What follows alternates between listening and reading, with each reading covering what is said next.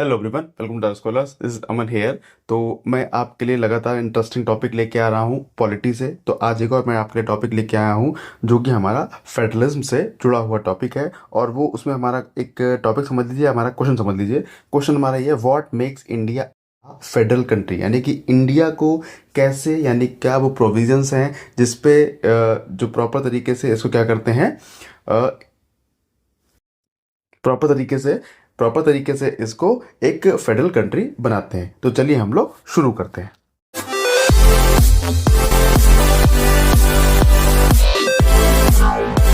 तो जैसे कि आप ये देख पा रहे हैं, देखिए मैंने फ्लैग लगाया है इंडिया का यहाँ पे। अब मैं आपको प्रॉपर तरीके से बताऊंगा किस तरीके से क्या होता है और किस तरीके से ये इंडिया एक फेडरल कंट्री है। तो ध्यान रखिएगा। तो जो हमारे कॉन्स्टिट्यूशन है, जो कॉन्स्टिट्यूशन का आर्टिकल 246 246 और 7th शेड्यूल,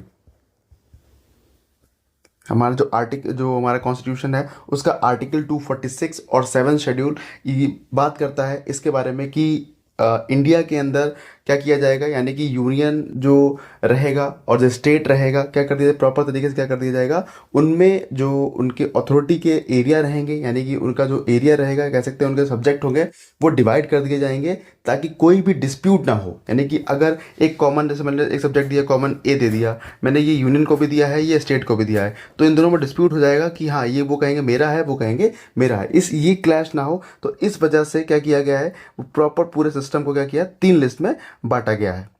तो वो 3 लिस्ट समझने जाएंगे हम लोग। अगर पहली आप लिस्ट समझेंगे तो जो पहली लिस्ट है उसको बोला गया है यूनियन लिस्ट।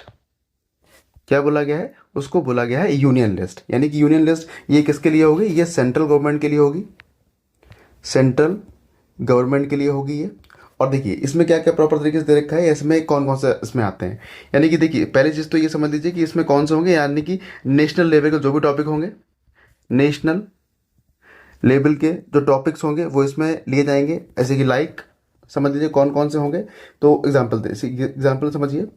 सबसे पहले तो डिफेंस, यानी कि डिफेंस से जो डीलिंग होगी वो सिर्फ सेंट्रल करेगा, उसमें स्टेट का कोई भी इंटरप्रिटेशन नहीं एक्सेप्ट किया जाएगा। ठीक है। उसके बाद banking,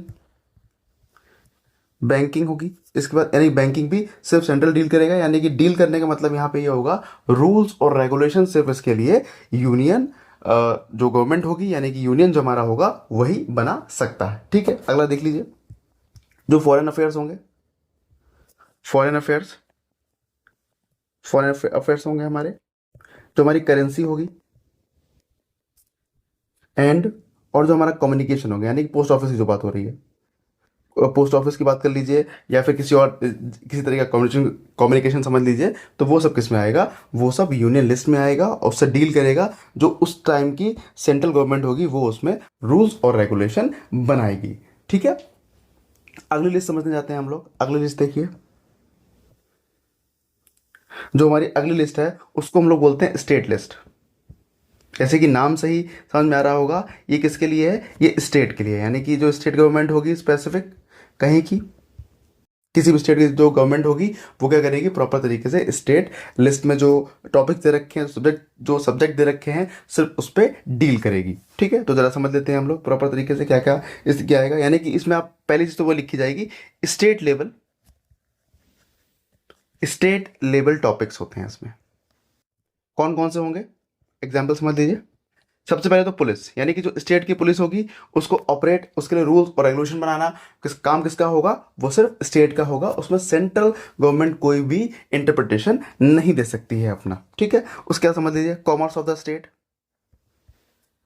commerce of the state, क्योंकि ये स्पेसिफिक स्टेट की बात कर रहे हैं तो जितना एरिया स्टेट में आता होगा उसी में सिर्फ बात हो सकती है। ये ट्रेड की बात, यानी कि जो ट्रेडिंग होगी स्टेट में, उस पर भी कौन काम करेगा, स्टेट गवर्नमेंट रूल्स रेगुलेशन बना सकती है। इरिगेशन, अब जब इरिगेशन आ गया है तो बचा है एग्रीकल्चर, तो एग्रीकल्चर भी इसी में ही आता है, एग्रीकल्चर भी इसी में ही आता है प्रॉपर तरीके से। समझ में आ गया ये चीज़। तो ये है स्टेट लिस्ट, यानी कि ये ऐसे टॉपिक्स हैं इसमें। तो मैं ये एग्जांपल दे रहा हूँ मैं आपको, ऐसे बहुत सारे टॉपिक्स हैं जो कि इसमें इन्वॉल्व हुए हैं।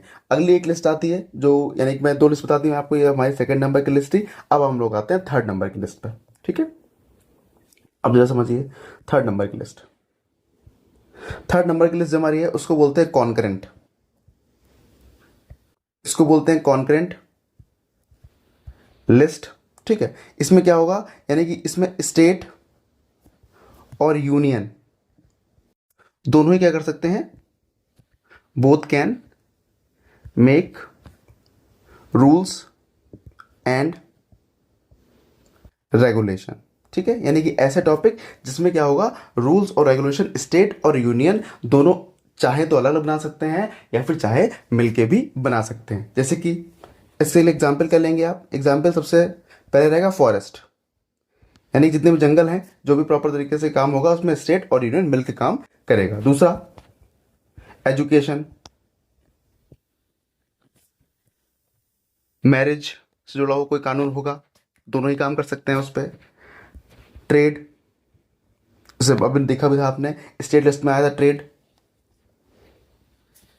उसके बाद देख लीजिए अडॉप्शन, यानी कि जो गोद देने वाला जो कानून होते हैं, रूल्स रेगुलेशन होते हैं, वो सारे कौन काम करेगा, स्टेट भी काम कर सकता है और यूनियन भी उसमें काम कर सकता है। ठीक है, ये एक्सेट्रा। ठीक है, ये 3 तरह के लिस्ट हैं, जैसे मैंने बता दिया है कि अलग अलग सब्जेक्ट हैं।